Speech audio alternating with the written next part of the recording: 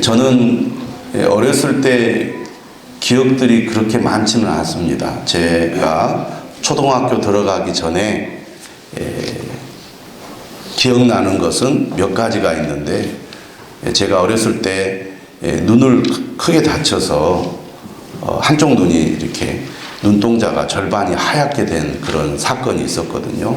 저희 작은아버지가 결혼하는 날 사촌과 장난치다가 눈을 다쳐서 부랴부랴 강주로 와가지고 치료했던 기억이 잊혀지지 않고요. 그 다음에 교회에서 유치부 때 성극하던 것, 그것이 기억에 많이 남습니다. 그때 뭘 했냐면 낙타, 낙타를 하면은 한 사람은 엎드려 있어야 됩니다. 그래서 나는 엎드리는 거 싫다. 앞에 나서 그 얼굴 나오는 거 있잖아요. 서 있는 낙타. 그거 하겠다고 고집도 부렸던 기억이 납니다. 또 이제 연말에 선물을 이렇게 이제 주잖아요. 시상식을 하면 그때 뭐 주로 뭐겠습니까? 공책 같은 거죠. 그럼 그때 그 교회에서 그 선물을 받았던 그 기억이 지금도 생생하게 기억이 납니다. 다른 것들은 잘 기억이 안 나요.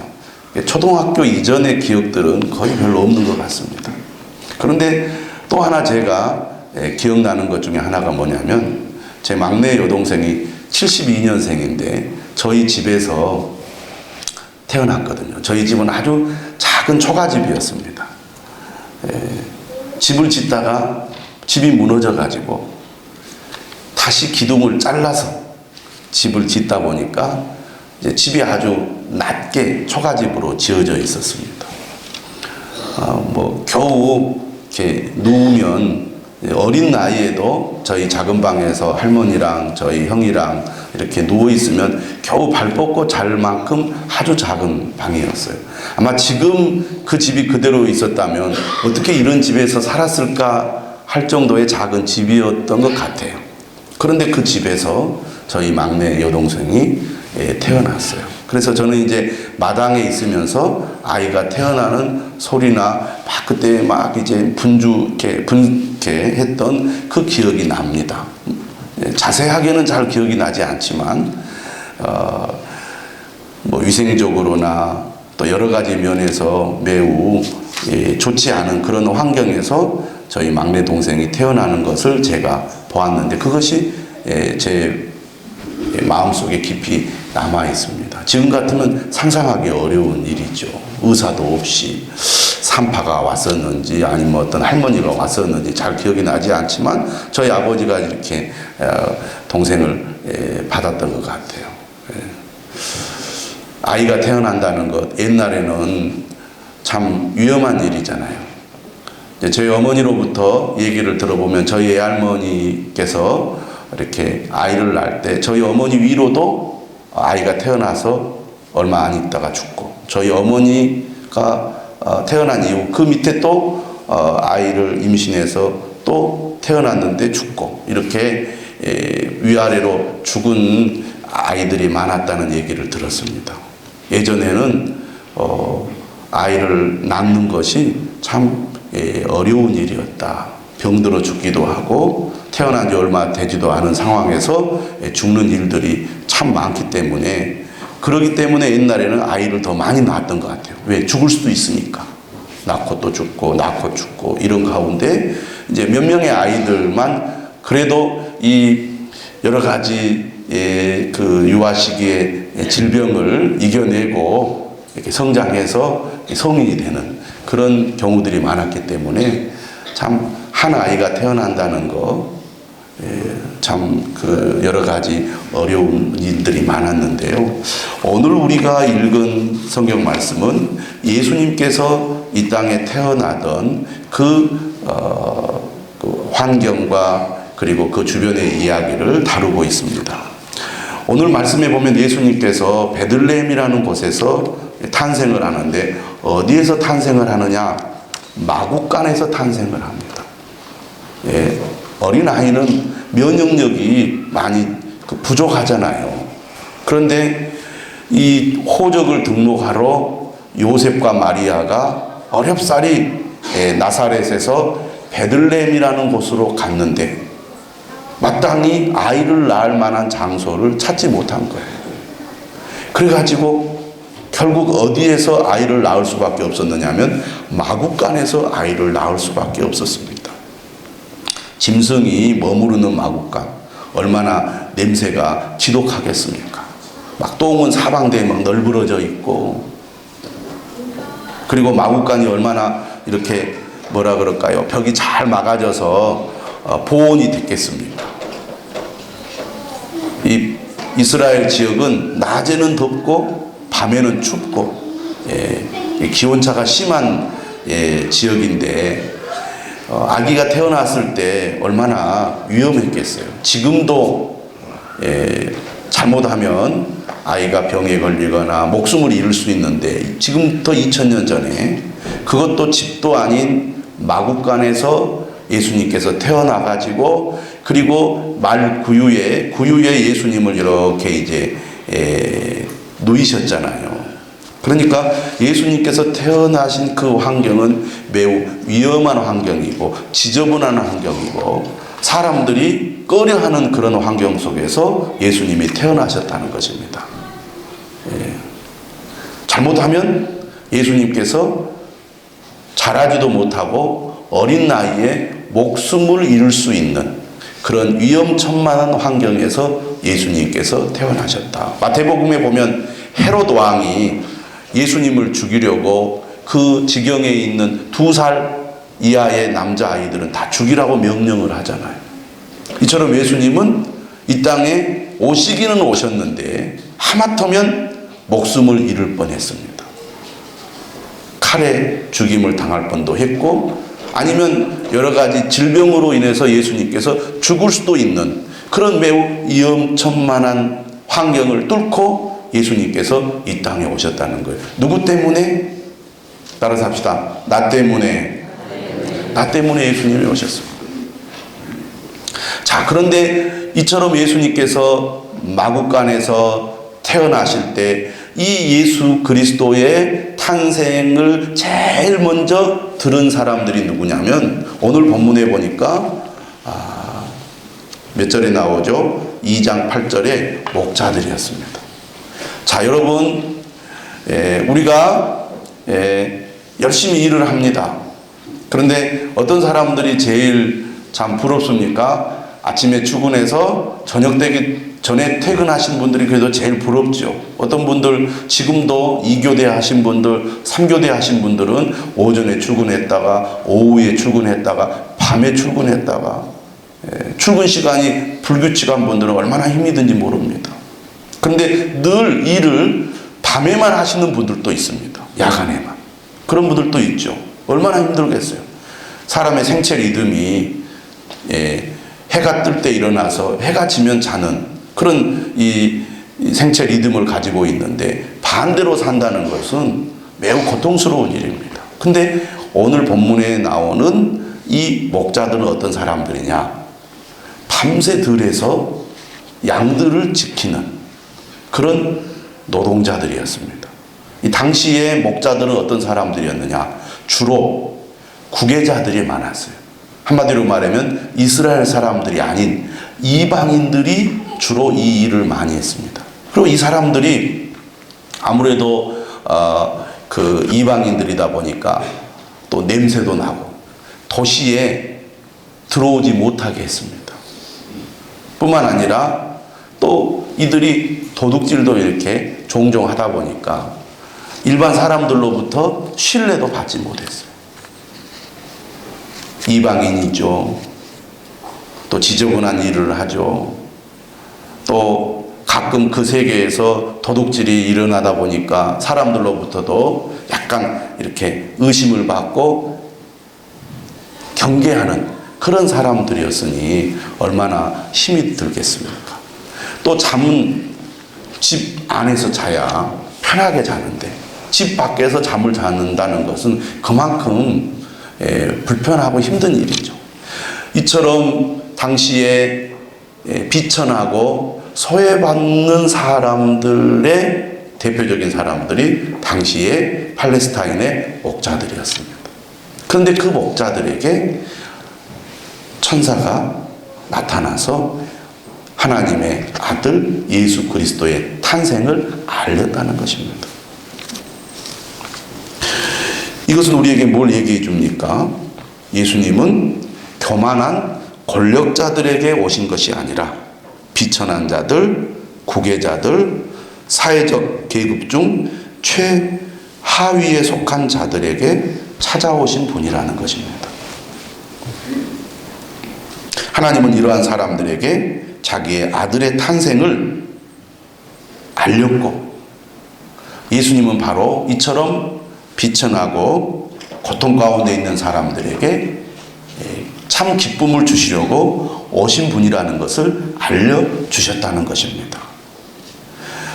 밤에 밖에서 별을 보면서 양을 지키고 잠을 잤던 목자들에게 갑자기 하늘에서 환한 빛이 비추었을 때 얼마나 두렵고 놀랐겠습니까? 그래서 그들이 크게 무서워했다 그랬습니다. 살면서 한 번도 경험해 보지 못한 놀라운 일을 그들이 겪었기 때문이죠. 이때 천사가 뭐라고 얘기하냐면, 한번 따라서 합시다. 무서워하지 말라. 무서워하지 말라 그랬어요. 그러면서 이런 얘기를 합니다. 보라, 내가 온 백성에게 미칠 큰 기쁨의 좋은 소식을 너희에게 전하노라. 천사가 목자들에게 알려준 내용은 온 백성에게 미칠 큰 기쁨의 좋은 소식이라는 거예요. 다시 말하면 예수님께서 이 땅에 오신다는 소식은 큰 기쁨의 좋은 소식입니다. 따라서 합시다. 큰 기쁨의 좋은 소식. 여러분들에게는 예수님의 이 탄생이 정말 큰 기쁨이 되고 있습니까? 그러니까 오늘 이 아침에 왔겠죠?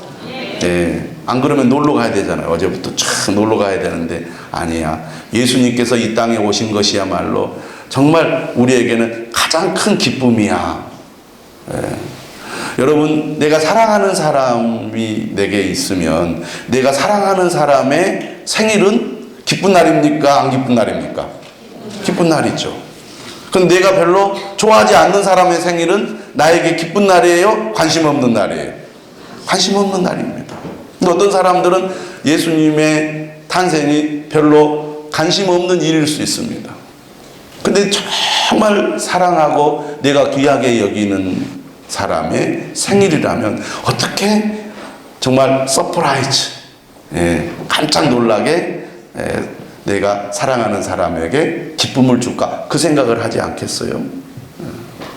여러분, 예수님의 탄생이 우리에게 가장 큰 기쁨의 소식이 되시기를 바랍니다. 왜 가장 큰 기쁨입니까? 영원히 죽을 수밖에 없는 우리를 구원하시기 위해서 하나님께서 친히 이 위험한 세상에 오셨기 때문입니다. 아까도 말씀드렸듯이 아기로 온다는 거 매우 위험한 일이죠. 아기로 온다는 것은 매우 죽을 수 있는 가능성이 많은, 아무 힘이 없잖아요. 스스로 할 수 있는 것이 없습니다. 남에 의해서 돌봄을 받아야 되고요. 또 힘 있는 자가 위해를 가하면 목숨을 잃기 딱 좋은 존재가 아기 아닙니까? 질병에 걸려서 죽기도 쉬운 존재입니다. 가만히 놔두면 굶어서 죽게 되는 것이 아기잖아요. 그런 매우 불안하고 위험한 상태로 하나님께서 인간을 구원하기 위해서 오셨다는 거 생각해 볼수록 참 위험한 일 아닙니까? 그런데 하나님께서는 우리를 구원하기 위해서 그렇게 위험한 방법으로 이 땅에 예수님을 보내셨습니다. 단지 우리를 사랑하시기 때문에, 우리를 구원하실 방법이 그거밖에 없기 때문에 하나님께서 아기를 우리에게 보내신 거예요. 그래서 11절에 이렇게 말합니다. 오늘 다윗의 동네에 너희를 위하여 구주가 나셨으니 곧 그리스도 주시니라. 그리스도 주라는 표현은 다른 데는 없는 표현입니다. 물론 예수님이 그리스도고 예수님이 주님이라는 표현은 많이 있지만 이렇게 표현하는 데는 여기밖에 없어요. 그리스도 주라는 것이죠. 바로 이 아이가 저 강보에 쌓여 구유에 누워 있는 저 아기가 하나님께서 우리를 구원하시기 위해서 보내신 하나님의 아들 메시아 그리스도라는 겁니다.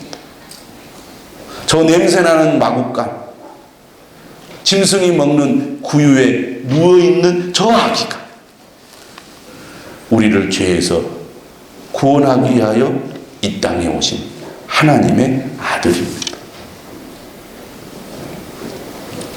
이 예수 그리스도께서 이 땅에 오신 것이 큰 기쁨이 되는 이유는 바로 예수 그리스도가 우리에게 구원을 주시는 분이기 때문입니다.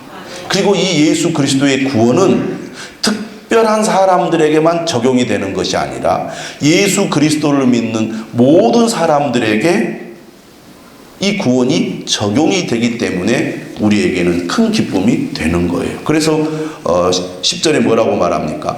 온 백성에게 미칠 큰 기쁨의 좋은 소식입니다. 나 같은 사람도 해당이 될까? 저런 사람도 해당이 될까? 아닙니다. 모두에게 다 해당이 됩니다. 나 같은 사람에게도 기쁨의 좋은 소식이고요.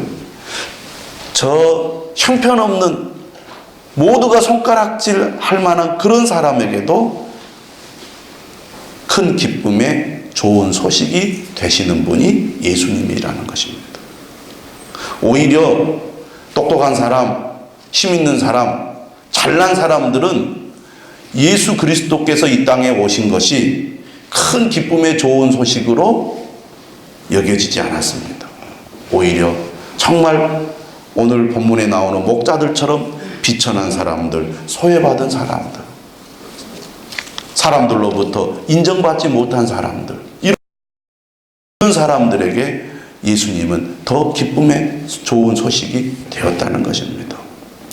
오늘 이 시대도 마찬가지죠. 정말 잘난 사람, 똑똑한 사람, 힘 있는 사람, 그런 사람들은 사실 주님을 그렇게 찾지 않습니다. 오히려 정말 나는 연약합니다. 나는 부족합니다. 나는 힘이 듭니다.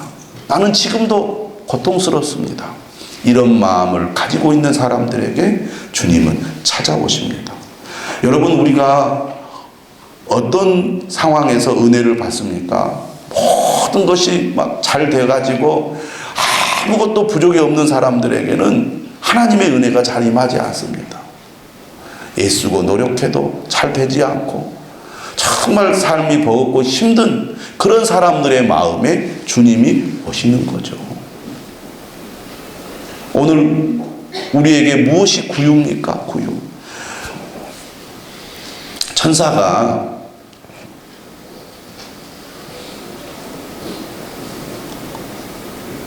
목자들에게 너희들이 빨리 이 땅에 태어난 메시아를 만나러 가라고 얘기를 하면서 무슨 얘기를 합니까? 12절에 너희가 가서 강보에 쌓여 구유에 누워있는 아기를 보리니 이것이 너희에게 표적이니라. 메시아를 찾기 위해서 궁궐이나 저택으로 가지 아니하고 오히려 구유에 누워있는 아기를 찾아가라는 겁니다. 아기가 태어났는데 구유에 누워있는 아기가 어디가 있겠습니까? 예수님밖에 없는 거예요. 그 구유에 누워있는 아기를 찾아가라는 겁니다. 그 아기가 바로 하나님께서 보내신 메시아라는 것이죠.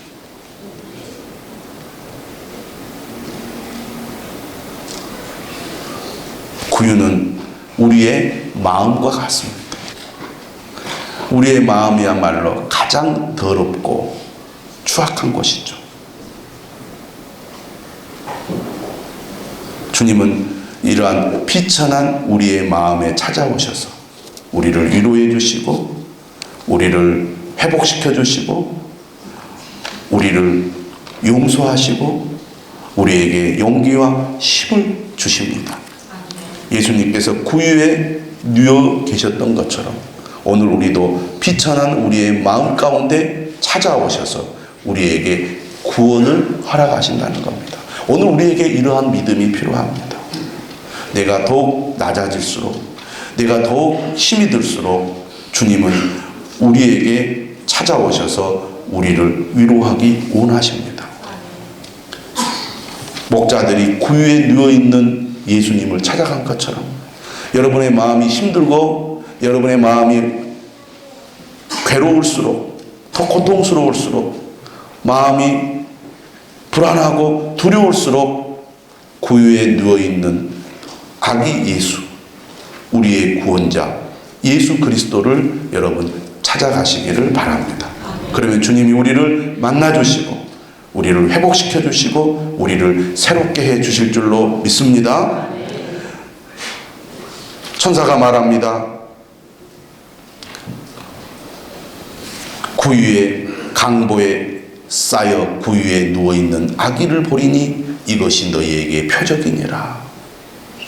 이런 말을 전했을 때 갑자기 수많은 천군이 그 천사들과 함께 하나님을 찬송합니다.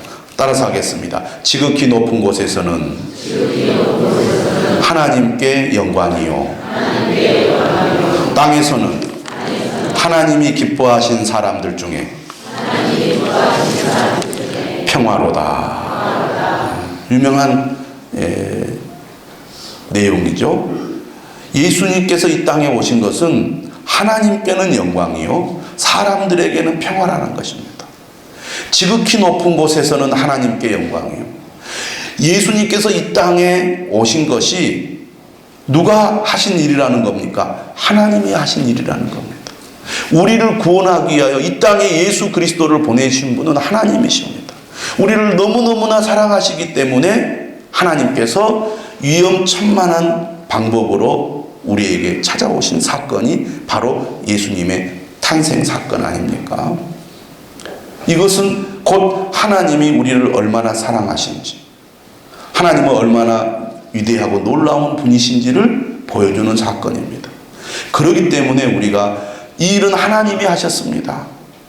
이것은 하나님의 사랑과 하나님의 은혜를 보여주는 놀라운 사건입니다. 라고 우리가 고백하고 찬양하는 것입니다. 그것이 바로 하나님께 영광이라는 얘기입니다. 하나님께서 이 일을 하심으로 하나님이 기뻐하신 사람들, 다시 말하면 하나님의 은혜를 받은 사람들은 평화를 누리게 됩니다. 누가 평화를 누립니까? 하나님과 우리 사이에 평화를 누리게 되는 것이죠. 우리는 죄인으로서 감히 하나님께 가까이 갈 수 없는 존재였는데 예수 그리스도로 말미암아 하나님과 우리 사이에 막힌 담이 허물어지고 우리가 하나님 앞에 가까이 나아갈 수 있는 은혜를 입었다는 것입니다. 그렇기 때문에 하나님이 기뻐하신 사람들 중에 평화로다. 여러분 마음이 복잡하십니까? 예수 그리스도로 말미암아 진정한 평화를 누리시기를 바랍니다. 그래서 우리가 믿음이 생길수록, 은혜를 받을수록, 성령으로 충만할수록 우리 마음에 내적인 평화가 있는 거예요. 그리스도인들의 삶의 특징 중에 하나가 바로 이런 평화입니다. 저는 여러분들이 예수 그리스도로 말미암아 어떤 상황 가운데서도 진정한 평화를 누리시기를 주님의 이름으로 축원합니다. 오늘은 예수 그리스도께서 탄생하신 성탄절입니다. 그분이 오늘의 주인공이십니다. 그분이 이 땅에 오신 것이 우리에게 정말 큰 기쁨이 되어야 할 줄로 믿습니다. 그럴 때 여러분의 마음에도 진정한 평화가 넘치게 될 것입니다. 우리 다 같이